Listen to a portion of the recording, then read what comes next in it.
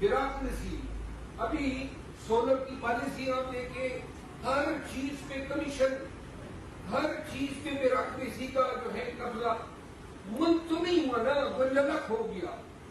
ہر ایک جو ہے اپنے حصے کی اس کو کھا رہا ہے.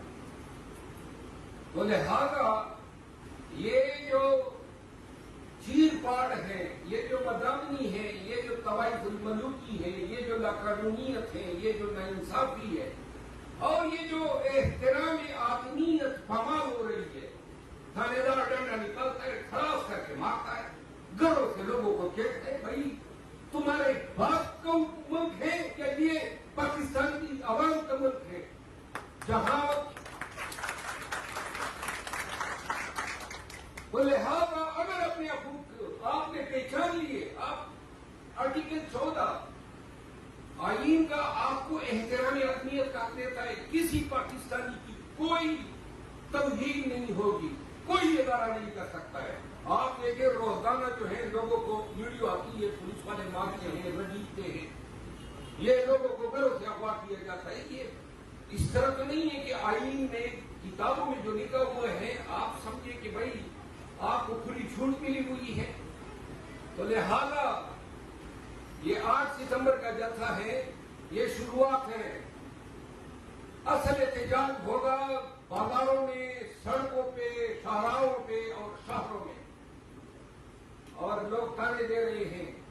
کل حنیف عباسی صاحب بتا رہے تھے کہ قوم تو بنگالی ہے، ادھر پاکستانی.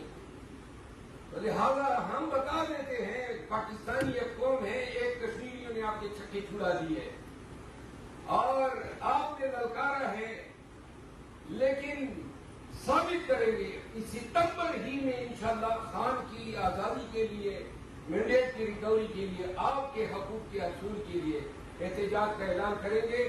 اور سنو،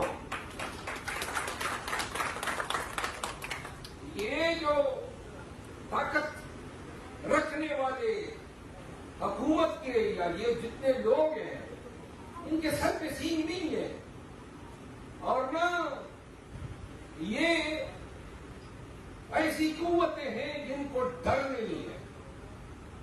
ایک دفعہ ڈر کو دکھا تو دونوں نکل جاؤ ایسے کہ سیلاب امڑ آئے.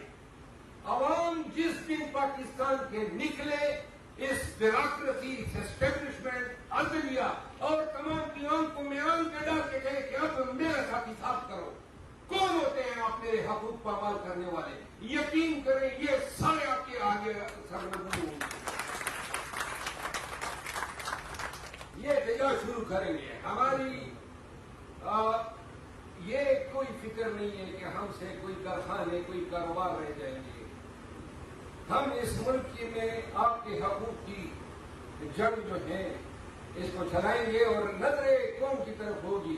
مجھے امید ضرور ہے، وہ کہتے ہیں نا کہ زمین جنبد نہ جنبد، گل محمد نہ جنبد، کوئی آئے یا نہ آئے پشتونوں مجھے پتہ ہے تم لوگ ضرور آؤ.